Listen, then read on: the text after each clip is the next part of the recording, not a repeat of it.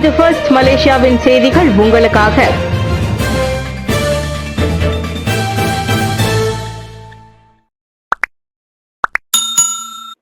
பன்றிமொழி தூரிகை பயன்படுத்தியதால் மலாக்கா தொழிற்சாலையில் ஹலால் சான்றிதழ் ரத்து. மலாக்காவில் உள்ள ஒரு காபி மற்றும் பிஸ்கட் தயாரிப்பு தொழிற்சாலை பன்றி உரோமத்தால் செய்யப்பட்ட தூரிகையை பயன்படுத்தி இயந்திரங்களை சுத்தம் செய்தது கண்டுபிடிக்கப்பட்டதை தொடர்ந்து அதன் ஹலால் சான்றிதழ் ரத்து செய்யப்பட்டுள்ளது. மாநில இஸ்லாமிய சமய மன்றமான ஜெயின் அதிகாரிகள் ஆய்வுக்கு பிறகு அதனை உறுதிப்படுத்தினர். தொழிற்சாலையில் பயன்படுத்தப்பட்ட தூரிகை ஹலால் தர நிர்ணயத்திற்கு எதிரானது என்பதோடு உணவு தயாரிப்பு உபகரணங்களின் தூய்மையை பாதிக்கும் வகையிலும் இருந்தது கண்டறியப்பட்டது. இதையடுத்து தொழிற்சாலையின் ஹலால் சான்றிதழ் அதிரடியாக ரத்தாகியுள்ளது. அந்த தொழிற்சாலை 10 ஆண்டுகளுக்கும் மேலாக செயல்பட்டு வந்துள்ளது. என்றாலும் விலங்குகளின் உரோமங்களால் ஆன தூரிகை பயன்பாடு தவறு என்பது தொழிலாளர்களுக்கு தெரியாமல் போய்விட்டதாக நிர்வாகம் விளக்கம் அளித்துள்ளது. ஆனால் இது ஏற்றுக்கொள்ள முடியாத சாக்குப்போக்கு என கூறிய அதிகாரிகள் ஹலால் விதிமுறைகளை மீறும் எந்த நிறுவனம் மீதும் கடும் நடவடிக்கை எடுக்கப்படும் என எச்சரித்தார். கோத்தாதிங்கி மலேசிய இந்து சங்கத்தின் 43வது ஆண்டு கூட்டம் ரவீன்குமார் தொடங்கி வைத்தார். கோத்தாதிங்கி மலேசிய இந்து சங்கத்தின் 43வது ஆண்டு கூட்டம் அண்மையில் நடைபெற்றது. ஜோஹூர் மைகாவின் தலைவரும் மாநில ஆட்சிக்குழுவின் தலைவருமான ரவீன்குமார் கிருஷ்ணசாமி அதிகாரப்பூர்வமாக கூட்டத்தை தொடங்கி வைத்தார். ஒவ்வொரு ஆலயத்தின் தலைவர்களும் தங்களது கோவிலுக்கு வரும் அனைத்து பக்தர்களும் கலாச்சார உடையின் அடையாளமான வேஷ்டி மற்றும் சேலை அணிய வேண்டும் என்பதை வலியுறுத்த வேண்டும் என்றும் இது வெளியில் உள்ள இளைஞர்களுக்கு ஒரு பாடமாக அமையும் என்றும் ரவீன்குமார் தமது உரையில் வலியுறுத்தினார். இந்த நிகழ்வில் கோத்தாதிங்கி மாவட்டத்தில் உள்ள அனைத்து கோவில் தலைவர்களும் இக்கூட்டத்தில் கலந்து கொள்வதற்கு அழைக்கப்பட்டிருந்தனர். இது நல்லதொரு முயற்சி என்பதோடு இது கோத்தாதிங்கி மாவட்டத்தில் உள்ள ஆலய தலைவர்களின் ஒற்றுமையை மட்டும் இன்றி அவர்களிடையே இருந்து வரும் புரிந்துணர்வை காட்டுவதாகவும் ரவீன்குமார் குறிப்பிட்டார். இதற்காக கோத்தாதிங்கி இந்து சங்கத்தின் தலைவர் சுப்பிரமணியம் பாலகிருஷ்ணனுக்கு தனது நன்றியையும் அவர் தெரிவித்துக் கொண்டார். இந்த நிகழ்வில் சுல்தானா ரொஹாயா அறக்கட்டளையின் தலைவர் டத்தோ ஆர் சுகுமாரன் மற்றும் ஜொஹூர் மாநில இந்து சங்கத்தின் அதிகாரப்பூர்வ பிரதிநிதி கருப்பையா ஆகியோரும் விருந்தினர்களாக கலந்து சிறப்பித்தனர். மின்சார கட்டண உயர்வு வதந்திக்கு டிஎன்பி மறுப்பு. மின்சார கட்டணம் உயர்த்தப்படுவதாக சமூக வலைதளங்களில் பரவும் தகவல்களை டிஎன்பி மறுத்துள்ளது. ஏப்ரல் மாதத்திலிருந்து கட்டணம் அதிகரிக்கும் என்ற தகவல்கள் தவறானவை. இது பொது மக்களை குழப்பும் பொறுப்பற்ற நடவடிக்கை என அந்நிறுவனம் விளக்கம் அளித்துள்ளது. இந்த பொய் செய்தி குறித்து நடவடிக்கை எடுக்க கோரி தொடர்பு பல்லுலக ஆணையமான எம்சிஎம்சியிடம் புகார் அளிக்கப்படும் என்றும் அது கூறிற்று. எந்தவொரு மின்சார கட்டண மாற்றங்களும் அதிகாரப்பூர்வ அறிவிப்புகள் மூலம் மட்டுமே நடைமுறைக்கு வரும். இப்படி சமூக ஊடகங்களில் வெளியாகாது என டிஎன்பி தெரிவித்தது. எனவே சரிபார்க்கப்படாத தகவல்களை பகிர வேண்டாம் எனவும் மக்கள் அதிகாரப்பூர்வ அறிவிப்புகளை மட்டுமே நம்ப வேண்டும் எனவும் அது அறிவுறுத்தியது.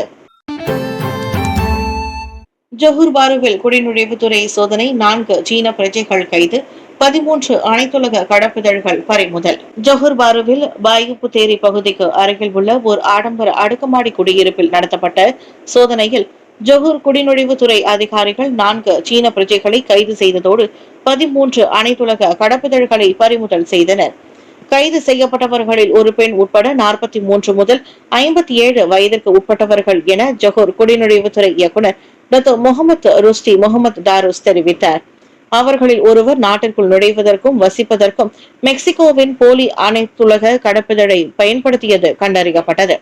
அவர்களின் குடியிருப்பு வளாகங்களில் நடத்தப்பட்ட சோதனையில் ஹாங்காங், சீனா மற்றும் வியட்நாம் போன்ற பல்வேறு நாடுகளை சேர்ந்த 13 அனைத்துலக கடப்பிதழ்கள் கண்டெடுக்கப்பட்டதாக இன்று வெளியிடப்பட்ட ஊடக அறிக்கையில் முகமது ருஸ்டி தெரிவித்தார். கைது செய்யப்பட்டவர்கள் ஜொஹூர் பாரு மாவட்டத்தின் கோல்ஃப் கிளப் பகுதியில் தற்போது கட்டப்பட்டு வரும் ஒரு பொழுதுபோக்கு மையத்தில் பணிபுரிந்ததாக சந்தேகிக்கப்படுகிறது.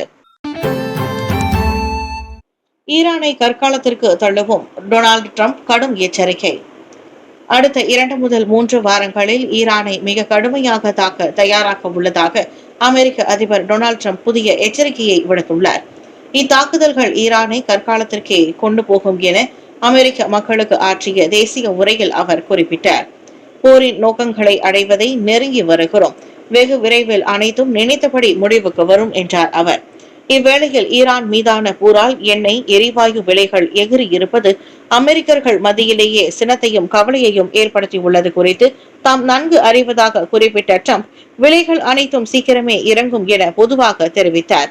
ஒருவேளை போர் முடிவுக்கு வருவதை தான் அவர் கோடி காட்டுகிறாரோ என இதன் மூலம் எண்ண தோன்றுகிறது. வாஷிங்டன் தாக்கவுள்ள முக்கிய இலக்குகள் ஈரானின் எரிசக்தி மற்றும் மின்சார அடித்தளங்கள் என்பதால் பொதுமக்கள் வாழ்க்கையில் கடுமையான விளைவுகள் ஏற்படும் அபாயம் உள்ளது. உலக தலைவர்கள் இந்த பதற்றம் பரவலான வட்டார போருக்கு வழிவகுக்கும் அபாயம் இருப்பதாக எச்சரித்துள்ளனர். சேவை ஒப்பந்தம் நீட்டிப்பா இல்லையா? கருத்துரைக்க அசாம்பாக்கி மறுப்பு. மலேசிய ஊழல் தடுப்பு ஆணையமான MACCயின் தலைமை ஆணையர் தான் ஸ்ரீ அசாம்பாக்கி தனது சேவை ஒப்பந்தம் தொடர்பான கேள்விகளுக்கு பதிலளிக்க மறுத்துள்ளார். இன்று காலை புத்ரஜயாவில் நடைபெற்ற MATF வே ஃபார்வர்டு நிகழ்ச்சிக்கு பிறகு பத்திரிகையாளர்கள் கேட்டபோது அவர் நோ கமெண்ட் என கூறி சேவை ஒப்பந்தம் குறித்து எந்தவித விளக்கமும் இனி தரமாட்டேன் என தெளிவுபடுத்தினார். வரும் மே 12ஆம் தேதி முடிவடையவிருக்கும் அசாம்பாகியின் நடப்பு ஒப்பந்தம் நீட்டிக்கப்படாது. உயர்மட்ட வட்டாரங்களை மேற்கோள் காட்டி அனைத்துலக செய்தி நிறுவனம் ஒன்று அண்மையில் செய்தி வெளியிட்டது. தனியார் நிறுவன பங்குரிமை உள்ளிட்ட புகார்களை அவர் எதிர்நோக்கி இருப்பதே அம்முடிவுக்கு காரணமாக கூறப்படுகிறது. கோவிட் காலத்தில் அப்போதைய பிரதமர் தான் ஸ்ரீ முஹிதீன் யாசினால் MACC தலைவராக நியமிக்கப்பட்ட அசாம்பாகியின் சேவை ஏற்கனவே 3 முறை நீட்டிக்கப்பட்டுவிட்டது குறிப்பிடத்தக்கது. தாய்லாந்தில் பே லேட்டர் திருமணம் வலைதளங்களில் கடும் எதிர்ப்பு. சமூக ஊடகங்களில் வைரலான ஒரு விளம்பரத்தால் வலைதளவாசிகள் மத்தியில் கடும் எதிர்ப்பு கிளம்பியுள்ளது. தாய்லாந்தில் பை நவ் பே லேட்டர் முறையில் திருமண பேக்கேஜ்கள் வழங்கப்படுவதாக த்ரெட்ஸில் வெளியிடப்பட்ட பதிவே மக்களை அதிர்ச்சியடைய வைத்துள்ளது.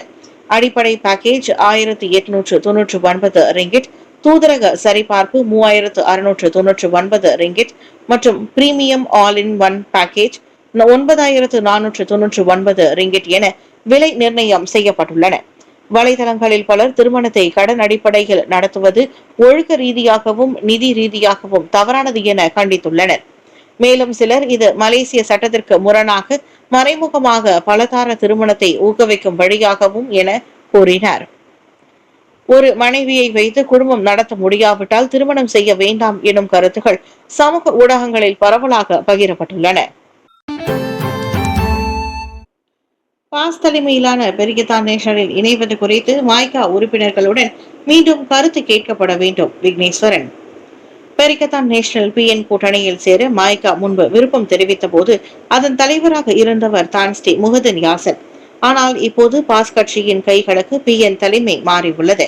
எனவே அக்கூட்டணியில் இணையும் தீர்மானத்தை மீண்டும் மாய்காவின் அடிமட்ட தொண்டர்களிடம் எடுத்து சென்று கருத்து கேட்க வேண்டிய தேவை ஏற்பட்டுள்ளதாக தேசிய தலைவர் தான் ஸ்ரீ SA விக்னேஸ்வரன் தெளிவுபடுத்தியுள்ளார்.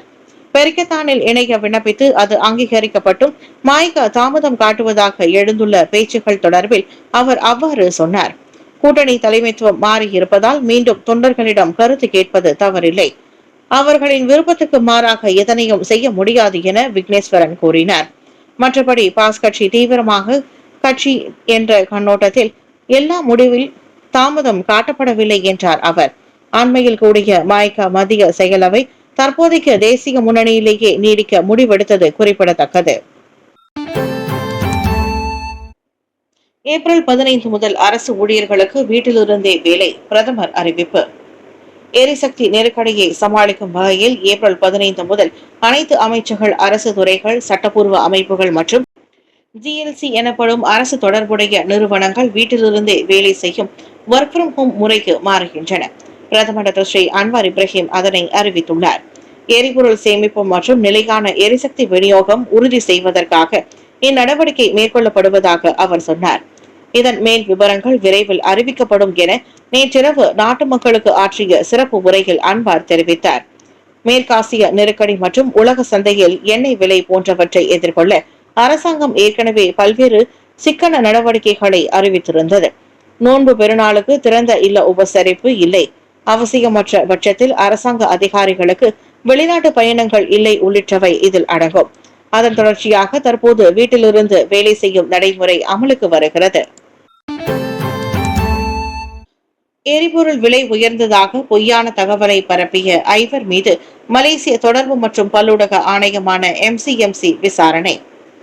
பெட்ரோல் மற்றும் டீசல் விலை உயர்வு குறித்து தவறான தகவல்களை த்ரெட்ஸ் இணையதளத்தில் பரப்பியதாக சந்தேகிக்கப்படும் 5 நபர்களை மலேசிய தொடர்பு மற்றும் பல்லூடக ஆணையமான MCMC விசாரித்து வருகிறது. விசாரணைக்கு உதவுவதற்காக 3 வாக்குமூலம் அளிப்பதற்கு அழைக்கப்பட்டனர். சந்தேக நபர்கள் அனைவரும் பரப்பிய உள்ளடக்கம் தவறானது மற்றும் தவறாக வழி நடத்துவதுடன் பயனர்களிடையே பதற்றத்தை ஏற்படுத்தும் தன்மையையும் கொண்டிருப்பதாக கண்டறியப்பட்டதாக மலேசிய தொடர்பு பல்லூடக ஆணையம் தெரிவித்துள்ளது. 1998 ஆண்டு தொடர்பு மற்றும் பல்லூடக சட்டத்தின் 233வது பிரிவின் கீழ் இந்த விசாரணை நடத்தப்படுகிறது. இப்பிரிவில் அவர்களுக்கு எதிரான குற்றச்சாட்டு நிரூபிக்கப்பட்டால் அதிகபட்சமாக 5 லட்சம் ரிங்கெட் அபராதம் அல்லது 2 ஆண்டுகள் வரை சிறை தண்டனை அல்லது இரண்டும் விதிக்கப்படலாம் என்று MCMC வெளியிட்ட அறிக்கையில் தெரிவித்தது. பொதுமக்களை தவறாக வழிநடத்த சமூக ஊடகங்கள் பயன்படுத்தப்படுவதை MCMC கடுமையாக கருதுவதோடு சட்டத்தை மீறும் எந்தவொரு தனிநபர் மீதும் நடவடிக்கை எடுக்கப்படும் என எச்சரித்துள்ளது. எரிபொருள் மின்சார கட்டணம் தொடர்பான பொய் செய்திகளுக்கு எதிராக கடும் நடவடிக்கை, பிரதமர் உத்தரவு. எரிபொருள் மற்றும் மின்சார கட்டணங்களை பற்றிய பொய் செய்திகளை கட்டுப்படுத்த அரசாங்கம் கடும் நடவடிக்கை எடுக்க தொடங்கியுள்ளது.